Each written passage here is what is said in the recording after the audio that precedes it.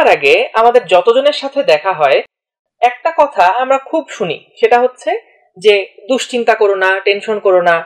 কিন্তু যত বেশি আমরা এই কথাগুলো শুনি তত কিন্তু আমাদের মধ্যে যেন টেনশনটা আরো বেশি আঁকড়ে ধরে।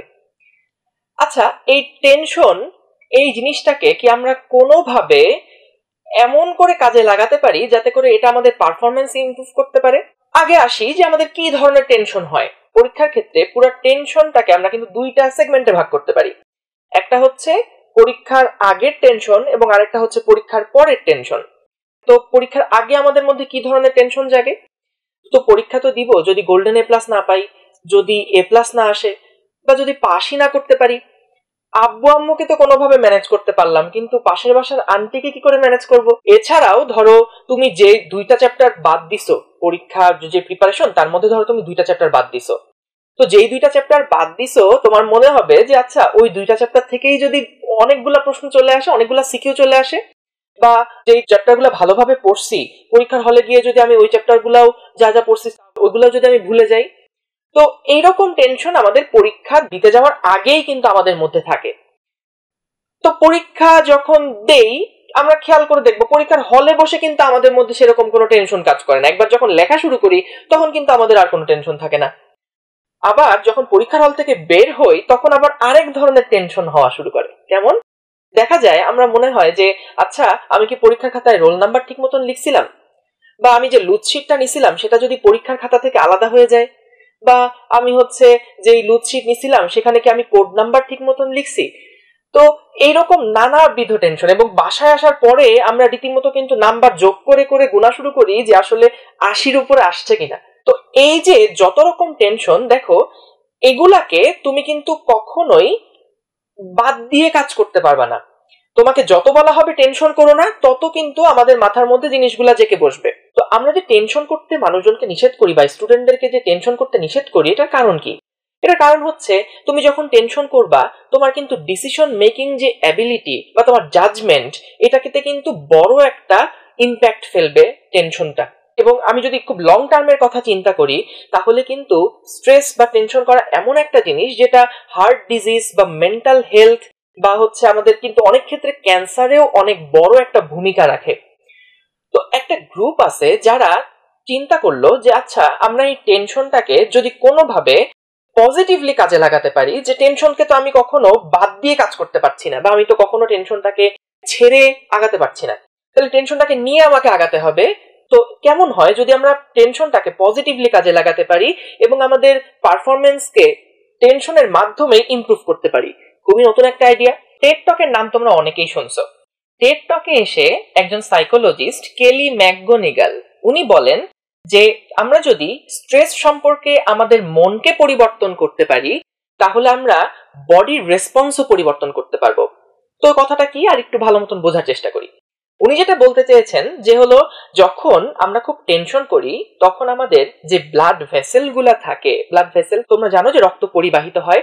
তো যখন একটা মানুষ খুব টেনশন করে বা খুবই টেনশনের মধ্যে কাটায় তখন দেখা যায় যে একটা লম্বা সময় পরে তার যেই ব্লাড ভেসেলটা সেটা নর্মালি যদি এইরকম থাকে, অর্থাৎ এতটুকু পুরু থাকে যে এইটুকুর মধ্যে দিয়ে ধরো ব্লাড পাস করবে, তো যদি অনেক লম্বা সময় ধরে সে খুব টেনশনে থাকে তাহলে দেখা যায় যে তার ব্লাড ভেসেলটা অনেক সরু হয়ে যায়। সরু হয়ে গেলে যেটা ঝামেলা হয় দেখা যায় পরবর্তীতে কিন্তু অনেক মেজর হেলথ ডিজিজের ক্ষেত্রে এটা ভূমিকা রাখে। তো তুমি যদি স্ট্রেসকে খুবই পজিটিভলি নিতে পারো তাহলে দেখা যাবে যে ব্লাড ভেসেলটা একটা সুখী সাহসী মানুষের যেরকম থাকে তোমারও কিন্তু ঠিক সেরকমই থাকবে। তো এখন চলো আলোচনা করা যাক যে এই মনটাকে পরিবর্তন করে কিভাবে বডি রেসপন্সেও পরিবর্তন আনা যায়। প্রথম উপায় হচ্ছে তুমি যখনই কোনো অ্যাংজাইটিতে পড়বা, কোনো টেনশনে পড়বা, কোনো ভয়ের মধ্যে পড়বা, প্রথম টার্গেট হবে তোমার সবগুলা ভয়কে দূরে ঠেলে দেওয়ার চেষ্টা না করে সবাইকে ওয়েলকাম করো। যত রকম ভয় আছে সবাইকে রিসিভ করো। তাহলে কি হবে? স্বভাবতই পরবর্তীতে আমরা দেখব যে আমাদের হার্টবিট অনেক বাড়া শুরু করছে, এবং যেটাকে আমরা আসলে বলি বুক ধরফর করা শুরু করে। অনেকের ক্ষেত্রে দেখা যায় হাত পা কাঁপাকাঁপি করা শুরু করছে। তো এই যে বুক ধরফর করা বা হাত পা কাঁপাকাঁপি, আমি যদি বুক ধরফর করার কথা বলি বা হার্টবিট অনেক বেশি পাম্প করছে, এটার অর্থটা কি? এটার অর্থ হচ্ছে আগের থেকে এখন অনেক বেশি পরিমাণে হার্ট পাম্প করার অর্থ হলো অক্সিজেন কিন্তু এখন বেশি পরিমাণে ব্লাডের মাধ্যমে তোমার পুরো শরীরে ছড়ায় যাচ্ছে। ওই অক্সিজেন গুলো আসলে কি করে, অক্সিজেন গুলো কিন্তু মাসেলকে অনেক স্ট্রেংথ দেয়। অর্থাৎ বেশি বুক ধরফর করার অর্থ হচ্ছে তোমার মাসেলে কিন্তু এখন আগের থেকে অনেক বেশি পরিমাণে এনার্জি চলে যাবে, তোমার বডিকে সে আরো অনেক বেশি স্ট্রেংথ দিচ্ছে। তার মানে আমি যখন টেনশন করছি পুরো বডি আমাকে কিন্তু হেল্প করছে আমার সামনের যেই চ্যালেঞ্জটা আছে এটাকে ফেস করার জন্য। অর্থাৎ পরীক্ষার ক্ষেত্রে আমি যদি বলি, তাহলে যখনই তোমার এরকম বুক ধরফর করা শুরু করছে, তুমি অনেক নার্ভাস হয়ে যাচ্ছ, তখন তুমি এরকম করে চিন্তা করো যে আমার বডি আমাকে হেল্প করছে এই সামনের পরীক্ষাটা খুব ভালো দেওয়ার জন্য। যদি এই চিন্তাটা মাথার মধ্যে একবার বিল্ড আপ করতে পারো, তখন দেখবা যে তোমার কিন্তু আসলে আর কোনো পরীক্ষার আগেই এরকম নার্ভাসনেস কাজ করবে না। এটা গেল পরীক্ষার আগের কথা, যে পরীক্ষার আগের টেনশন গুলাকে আমরা কিভাবে করে কমায় আনতে পারি বা আমরা ওগুলাকে কিভাবে পজিটিভলি কাজে লাগাতে পারি। এখন আসো যে পরীক্ষার পরে যেসব টেনশন গুলো আমাদের শুরু হয়। এক নাম্বার কথা হচ্ছে এই পরীক্ষার পরের টেনশন গুলা কিন্তু খুবই ফালতু, এবং এইগুলা নিয়ে তুমি বাস্তবিক অর্থে টেনশন করে কোনো কিছুই চেঞ্জ করতে পারবা না। যেটা হয়ে গেছে সেটা নিয়ে তুমি আর কোনো কিছুই চেঞ্জ করতে পারবা না। তুমি কি পরীক্ষা যদি একটা অ্যান্সার না করে আসো, তুমি কি এসে তারপরে আর ওটা অ্যান্সার করে দিতে পারবা? কখনোই না। দুই নাম্বার হচ্ছে তবুও তো টেনশন আসবেই, যে হলো আচ্ছা নাম্বার যোগ করে দেখি তো আমার কি 80-র উপরে আসছে কিনা, বা আমি কি পাস করতেছি কিনা, বা হচ্ছে আমি কি ওটা লিখে আসছিলাম, বা লুজ শিট এটাকে আমি কোড নাম্বার ঠিক মতো লিখছিলাম। এইসব টেনশন গুলো যখনই আসবে তখনই আবারও কি হবে, সেই বুক ধরফর করা শুরু করবে, তার মানে তোমার মাসেলে আবার স্ট্রেংথ চলে যাবে। তখন তুমি নিজেকে এভাবে বুঝাবা যে আচ্ছা ঠিক আছে, তার মানে আমার বডি আমাকে হেল্প করছে এখন, আজকে আমি যে পরীক্ষাটা দিলাম নেক্সট পরীক্ষা আমি যেন তার থেকে আরো ভালোভাবে দিতে পারি। তাহলে দেখবা যে আমাদের মধ্যে কিন্তু মনটা এরকম পরিবর্তন করার মাধ্যমে আমরা আমাদের অ্যাকশন গুলাকেও চেঞ্জ করতে পারবো। আচ্ছা, তো এই গেল আমরা আসলে কিভাবে টেনশনের সাথে ডিল করব বা স্ট্রেস কি করে হ্যান্ডেল করব। এখন কিছু কমন টিপস দিব। তোমরা যারা উদ্ভাসে পরীক্ষা দিয়েছো, তোমাদের কিন্তু সবগুলা খাতাই তোমাদের কাছে আছে। প্রথম পরীক্ষা যদি বাংলা হয়, বা তুমি ধরো ফিজিক্স পরীক্ষা দিতে যাচ্ছ, তো ফিজিক্স পরীক্ষা দিতে যাওয়ার আগে শুধুমাত্র উদ্ভাসে বা যে কোনো জায়গায় যেসব পরীক্ষাগুলা তুমি দিছো সেই পরীক্ষাগুলার খাতাটা একবার করে একটু দেখো। এটা দেখলে যেটা হবে, তুমি ওই পরীক্ষাতে যেসব ভুলগুলা করছিলা ওই ভুলগুলা কিন্তু সামনের পরীক্ষাতে আর করার কোনো সম্ভাবনা থাকবে না, বা কমে যাবে সম্ভাবনা। ওকে। এবং আমাদের পরীক্ষার দেওয়ার আগে টাইম ম্যানেজমেন্ট সম্পর্কে খুব ভালো একটা হোল্ড থাকতে হবে, যে আমি যখন পরীক্ষার হলে যাব তখন কোন প্রশ্ন আগে অ্যান্সার করব, বা কোন প্রশ্নের জন্য কতটুকু সময় দিব, এ সম্পর্কে খুব ভালো আমাদের আগে থেকে একটা প্ল্যান করে রাখতে হবে।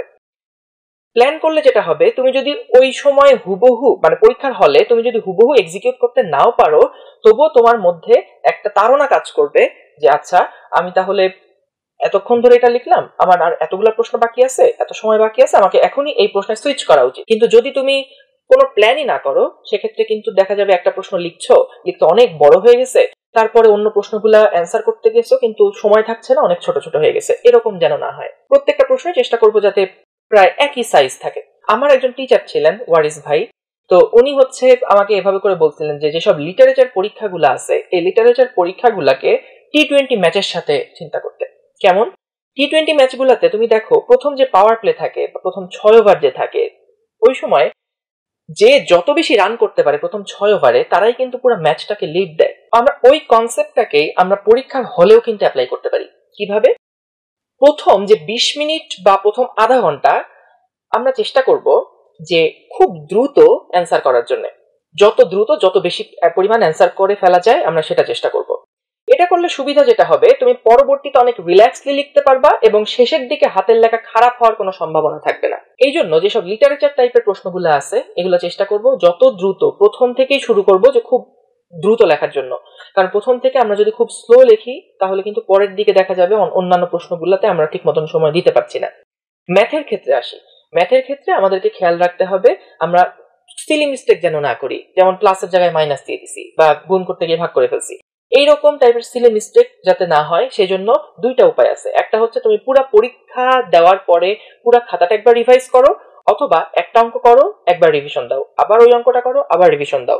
জাস্ট একটা অঙ্ক করলাম, একটা রিভিশন দিলাম। এভাবে করলে যেটা হতে পারে সেটা হচ্ছে লাস্টে গিয়ে তোমার রিভিশন পুরাটা আর দেওয়া লাগবে না।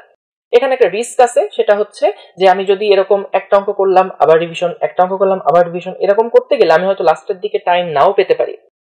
তো এটা যাদের যেভাবে স্যুট করে তোমরা সেভাবে করে এটা ফলো করো, কিন্তু এটা ইনশিওর করবা যে পুরা খাতাটা যেন একবার রিভাইজ করা হয়।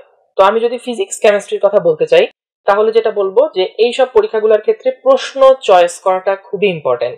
তুমি দেখো যে কোন 5টা প্রশ্ন তুমি খুব ভালোভাবে অ্যান্সার করতে পারছো, এবং এই চয়েসের উপরে বেস করেই কিন্তু তোমাদের পরীক্ষায় লিখবা কিভাবে, কতটুকু লিখবা, এইগুলা কিন্তু ডিপেন্ড করে। এবং তোমার মার্কসও কিন্তু কোন প্রশ্ন তুমি চুজ করছো এর উপরে বেস করেই কিন্তু তুমি মার্কস পাবা। যদি অনেক ব্রড প্রশ্ন টাইপের কোনো প্রশ্ন চুজ করে থাকো সেক্ষেত্রে কিন্তু মার্কস আসার প্রবাবিলিটি একটু কমে যাবে, কিন্তু যদি ম্যাথমেটিক্যাল টাইপের কোনো প্রবলেম তুমি চুজ করতে পারো সেক্ষেত্রে কিন্তু তোমার মার্কস বেড়ে যাবে আসলে। বা তুমি জাস্ট অঙ্ক হলেই কিন্তু তোমার ওখানে মার্ক কাটার আর কোনো জায়গা নেই স্যারের। এবার যদি ইংলিশের কথা বলতে চাই, ইংলিশের ক্ষেত্রে লিটারেচার পার্টগুলোর ক্ষেত্রে বলি, বা মানে এসে, প্যারাগ্রাফ, এগুলোর জন্য কম্পোজিশন তোমাদের আছে। তো এইগুলার জন্য চেষ্টা করব যে সেন্টেন্সের স্ট্রাকচারে যেন কোনো ভুল না থাকে, এবং আমাদের যেন কোনো স্পেলিং মিস্টেক না হয়। এইটুকু যদি কনফার্ম করো, তারপরে একটা সাজেশন হচ্ছে যেসব সহজ ওয়ার্ডগুলো আমরা ব্যবহার করি, সহজ ওয়ার্ডগুলো ব্যবহার না করে যদি একটু কঠিন কোনো ওয়ার্ড দেওয়া যায়, বা একটু ধরো যেগুলো আমরা নর্মালি কথার ব্যবহার করি না বা নর্মালি যেগুলো ইউজ করি না সেগুলো যদি ব্যবহার করা যায়, সেক্ষেত্রে দেখা যায় যে স্যার পড়ে বুঝবেন যে না ঠিক আছে এই ছেলে মোটামুটি ভালো ইংলিশ জানে বা ওর লেখার দক্ষতা ভালো। যেমন কি হতে পারে, ধরো তুমি কোথাও হার্ড ওয়ার্ডটা ব্যবহার করবা, সেটা ব্যবহার না করে তুমি হয়তো রিগোরাস এরকম কোনো ওয়ার্ড ব্যবহার করলাম, মানে জাস্ট একটু অন্যদের থেকে যাতে তোমার খাতাটা একটু আলাদা হয় তার জন্যই বলছি আর কি। এবং আমি যদি বলতে চাই যে তোমার বায়োলজির কথা, বায়োলজির ক্ষেত্রে যেটা করতে পারো যে ছবির ক্ষেত্রে কিন্তু বেশ গুরুত্ব দিবা সবাই, কারণ ছবি যে যাদের দেখা যায় যে পুরো বায়োলজি খাতার মধ্যে ছবি যদি তুমি একটু ভালোভাবে আঁকতে পারো, দিতে পারো, সেক্ষেত্রে কিন্তু তোমার ওই ছবি আঁকাটা কিন্তু অনেক মার্কস ক্যারি করে। তো এই জন্য বায়োলজির ক্ষেত্রে পরীক্ষার আগে রাত বলো বা তার আগে যে প্রিপারেশন গুলো নিবা, একটু চেষ্টা করো যেসব ছবিগুলো মানে যেসব ফিগারগুলো আসে বিগত বছরগুলোতেও আসছে বা সামনেও যেগুলো ইম্পর্টেন্ট, সেসব ছবিগুলো একটু হাতে একটু একবার প্র্যাকটিস করে নাও, একটু ছবিগুলো এঁকে ফেলো। তো এগুলো হচ্ছে একদম আমাদের বেসিক কিছু টিপস। এছাড়াও তোমরা যেটা করতে পারো যে ধরো যখন তুমি পড়াশোনা করছো, জাস্ট পরীক্ষার আগে যখন তুমি প্রিপারেশন নিচ্ছ, এটুকু একটু মাথায় রেখো যে তুমি কিন্তু এক টানা আসলে পড়তে পারো না কখনোই। এভাবে করে সেট করে নাও যে আমি পড়বো, মাঝে মাঝে ব্রেক নিবো। ধরো তুমি 45 মিনিট টানা পড়ছো এবং তারপরে 15 মিনিট ধরে ব্রেক নিলা। তুমি নতুন কোনো টপিক পড়তে যেও না, যেসব টপিকগুলো পড়ছো ওইগুলাই একবার রিভাইজ করো। এখন আসো যে আমরা পরীক্ষা যখন দিয়ে বের হচ্ছি তখন আসলে কি করা উচিত। পরীক্ষা দিয়ে বের হয়ে যাওয়ার পরে তোমার ওই পরীক্ষা নিয়ে কোনো রকম টেনশন রাখবা না। তোমার যেটা হয়ে গেছে সেটা হয়ে গেছে, এটা নিয়ে যেন সামনের পরীক্ষাটা তোমার খারাপ না হয় এদিকে ফোকাস করবা।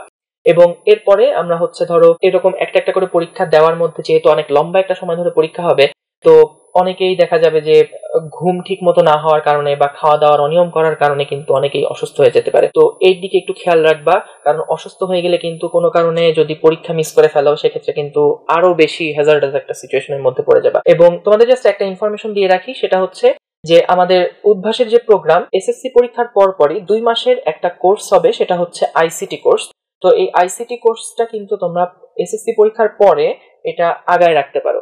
এবং যেটা হবে যে আমরা এসএসসি পরীক্ষার পরে কিন্তু অনেক সময় নষ্ট করি, পরবর্তীতে যেহেতু ইন্টার অনেক লম্বা একটা সিলেবাস আছে এবং অনেক কম সময়, তো সেই জন্য আমরা যদি আগে থেকে একটু আগায় রাখতে পারি সেটা খুব ভালো। এই জন্য অনেকেই যেটা করে যে দেখা যায় এসএসসি পরীক্ষার পরপরই 1 সপ্তাহ গ্যাপ দেয়, এসএসসি পরীক্ষার পরপরই কিন্তু আইসিটি একটা প্রোগ্রাম শুরু হয়। তো তোমরা চাইলে সেখানে ভর্তি হতে পারো, এবং তারপরে আমাদের তো একাডেমিক যেসব প্রোগ্রামগুলো আছে সেগুলো তো থাকবেই। আজকে এ পর্যন্তই শেষ করছি। তোমাদের সবার জন্য থাকলো অনেক শুভকামনা। আশা করি সবার পরীক্ষা অনেক ভালো হবে। আল্লাহ হাফেজ।